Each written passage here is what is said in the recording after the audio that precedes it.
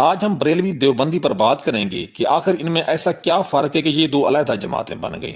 تاہم اس سے پہلے ہم ایک بات کلیئر کرتے جائیں کہ دونوں گروپ سنی فرقے کے فقہ حنفیہ سے تعلق رکھتے ہیں، یعنی فقہ کے لحاظ سے دونوں کا ماخذ ایک ہی ہے۔ تاہم دیوبندی اور بریلوی جماعت کی ابتدا بھارت کے شہر دیوبند کے علماء اور بھارت کے ہی شہر بریلی کے علماء کے درمیان 19ویں اور 20ویں صدی کے اوائل میں ہوئی۔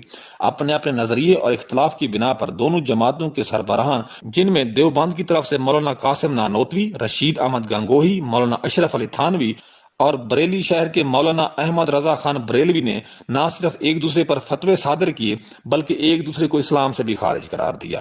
کچھ لوگ انہیں دو علیحدہ فرقے بھی کہتے ہیں، تاہم حقائق کے مطابق یہ اہل سنت کی جماعتیں ہیں، نہ کہ فرقے۔ آج ایسے 8 بنیادی فرق یا اختلافات کے بارے میں آپ کو روشناس کراتے ہیں جو ان دو گروپس کو علیحدہ شناخت مہیا کرتے ہیں۔ پہلا فرق مسئلہ نور اور بشر کا ہے۔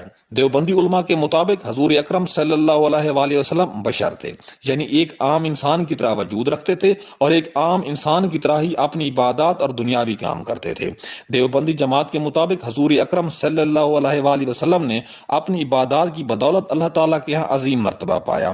دوسری طرف علماء بریلی جماعت خاص طور پر اعلیٰ حضرت امام احمد رضا خان بریلوی کے مطابق حضور اکرم صلی اللہ علیہ وآلہ وسلم اللہ رب العزت کا نور ہے اور وہ عام انسانوں سے بالا تر ہے، انہیں عام انسانوں کے برابر شمار کرنا توہین ہے۔ دوسرا اختلاف دیوبندی اور بریلوی علماء کے درمیان دوسرا بڑا اختلاف نبی اکرم صلی اللہ علیہ وآلہ وسلم کی بعد از وصال کی زندگی کے متعلق ہے۔ بریلوی علماء کے نظریے کے مطابق نبی اکرم صلی اللہ علیہ وآلہ وسلم وصال کے بعد اپنی قبر مبارک میں زندہ ہیں، اور جب آقا صلی اللہ علیہ وآلہ وسلم کے غلام انہیں پکارتے ہیں تو آپ صلی اللہ علیہ وآلہ وسلم اپنے چاہنے والوں کی بات سنتے ہیں۔ آقا صلی اللہ علیہ وآلہ وسلم کے نام پر جو محفلیں منعقد ہوتی ہیں، آقا صلی اللہ علیہ وآلہ وسلم ان میں بھی تشریف لاتے ہیں۔ اس کے ساتھ بریلوی عقیدہ یہ بھی ہے کہ آپ صلی اللہ علیہ وآلہ وسلم ایک وقت میں بہت ساری جگہوں یعنی قصبوں، شہروں اور ملکوں میں بھی موجود ہوتے ہیں۔ دوسری طرف دیوبندی علماء کی اکثریت نبی اکرم صلی اللہ علیہ وآلہ وسلم کی بعد از وصال کی زندگی پر یقین نہیں رکھتی۔ ان کے مطابق اب قیامت کے دن ہی حضور پاک صلی اللہ علیہ وآلہ وسلم تمام انسانوں کے ساتھ اٹھائے جائیں گے۔ چونکہ نبی اکرم صلی اللہ علیہ وآلہ وسلم وفات پا گئے تو وہ کہیں نہیں جاتے۔ تاہم اس نظریے پر دیوبندی جماعت خود بھی 2 حصوں میں تقسیم ہے۔ ان میں سے ایک گروپ اپنے آپ کو مماتی کہتا ہے، جس کے مطابق حضور اکرم صلی اللہ علیہ وآلہ وسلم وصال کے بعد وفات پا گئے ہیں اور زندہ نہیں ہیں، جبکہ دوسرا گروپ حیاتی گروپ ہے۔ حیاتی گروپ مماتی گروپ کے نظریے کی نفی کرتا ہے، اور حیاتی گروپ کا یقین ہے کہ حضور اکرم صلی اللہ علیہ وآلہ وسلم وصال کے بعد بھی حیات ہیں۔ تیسرا اختلاف عید میلاد النبی پر ہے۔ بریلوی حضرات ہر سال 12 ربیع الاول کو حضور پاک صلی اللہ علیہ وآلہ وسلم کی ولادت کی خوشی میں ان کا میلاد مناتے ہیں۔ اس سلسلے میں تقاریب اور محافل کا انتظام کیا جاتا ہے، محلوں، گھروں، مسجدوں کو چراغاں کیا جاتا ہے، جلوس بھی نکالے جاتے ہیں، جبکہ دیوبندی عید میلاد النبی کو بدعت سمجھتے ہیں۔ ان کے مطابق حضور پاک صلی اللہ علیہ وآلہ وسلم کی حیات مبارکہ میں یا خلفائے راشدین کے دور میں کسی نے میلاد نہیں منایا، تو پھر اب ایسا کیوں ہو رہا ہے؟ چوتھا فرق صوفی ازم پہ یقین کا ہے۔ دیوبندی حضرات صوفی سلسلے پر کم یقین رکھتے ہیں، تاہم بہت سارے دیوبندی نقش بندیہ سلسلے کے پیروکار بھی ہیں۔ اس سلسلے میں دیوبندیوں کے ایسے پیر بھی ہیں جو سلسلہ نقش بندیہ کا پرچار کرتے ہیں اور لوگوں کو اپنا مرید بناتے ہیں۔ دوسری طرف بریلوی جماعت مکمل طور پر صوفی ازم کی حامی ہے۔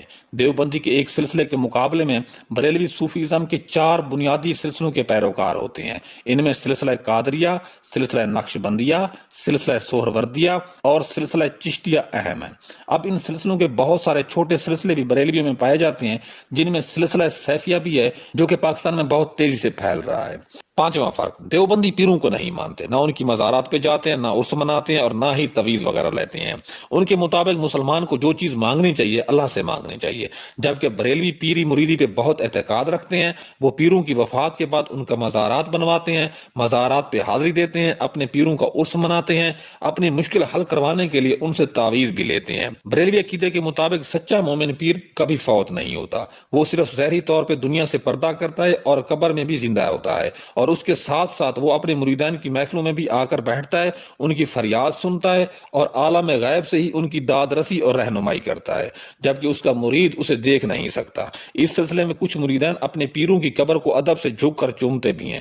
دیوبندی مکتبہ فکر کے لوگ اس عمل کو ناجائز سمجھتے ہیں۔ چھٹا فرق، دیوبندی حضرات اسلام کی تبلیغ اور پرچار کے لیے کسی قسم کے ساز کے استعمال کے حق میں ہرگز نہیں ہیں۔ ان کے مطابق اسلام میں ساز اور موسیقی کی سخت ممانعت ہے۔ دوسری طرف بریلوی مکتبہ فکر میں قوالی کا استعمال ہے۔ قوالی ایک ایسا عمل ہے جس میں معرفت کی بات گائی جاتی ہے اور ساتھ موسیقی کے آلات کا استعمال کیا جاتا ہے۔ تاہم یہاں پہ ایک بات نوٹ کرنے والی ہے کہ بریلوی مکتبہ فکر میں سلسلہ چشتیہ میں ہی قوالی سنی جاتی ہے، جبکہ باقی سلسلے قوالی کے موضوع پر خاموش ہیں۔ ساتواں فرق، دیوبندی حضرات کسی فوت شدہ فرد کی نماز جنازہ پڑھنے کے بعد دعا نہیں مانگتے۔ دیوبندی جماعت کے نزدیک نماز جنازہ ہی ایک دعا ہے جس میں وفات پانے والے فرد کے بارے میں دعا کی جاتی ہے، جبکہ دوسری طرف بریلوی حضرات نماز جنازہ ادا کرنے کے بعد کم از کم ایک دفعہ ضرور دعا مانگتے ہیں اور اکثر اوقات 3 دفعہ دعا مانگتے ہیں۔ اس معاملے پر بھی دونوں گروپس میں گرما گرم بحث ہوتی ہے۔ آٹھواں فرق، جب میت کو دفن کیا جاتا ہے تو دفن کرنے کے بعد بریلوی حضرات اس کی قبر پہ اذان دیتے ہیں۔ ان کے نزدیک ایسا کرنے سے میت پر شیطان کا غلبہ نہیں ہوتا، جبکہ دوسری طرف دیوبندی حضرات ایسا کرنا بدعت سمجھتے ہیں اور اس عمل کو جائز نہیں سمجھتے۔ سامعین کرام، یہ وہ بنیادی فرق اور اختلافات ہیں جو بریلوی دیوبندی کو علیحدہ شناخت اور جماعت بناتے ہیں۔ تاہم بہت سارے لوگوں کے نزدیک یہ فرق یا اختلافات اتنے بڑے نہیں ہیں کہ دونوں گروپس ایک دوسرے سے دوری کریں۔ ہماری آپ تمام احباب سے گزارش ہے کہ اگر آپ کوئی اور فرق یا اختلافات کے بارے میں جانتے ہیں یا پھر کوئی مشورہ دینا چاہتے ہیں تو پلیز نیچے کمنٹس باکس میں ضرور بتائیے گا۔ ناظرین کرام، ہمارے چینل کا مقصد آپ تک مستند معلومات پہنچانا ہے، تاہم اگر کسی کو ہماری کوئی بات گراں گزرے تو ہم اس کے لیے معذرت خواہ ہیں۔ اگر ہو سکے تو ہمارے چینل کو سبسکرائب کرنا، لائک کرنا اور شیئر کرنا نہ بھولیے گا۔ اپنا اور اپنے پیاروں کا بہت سارا خیال رکھیے گا۔ خدا حافظ۔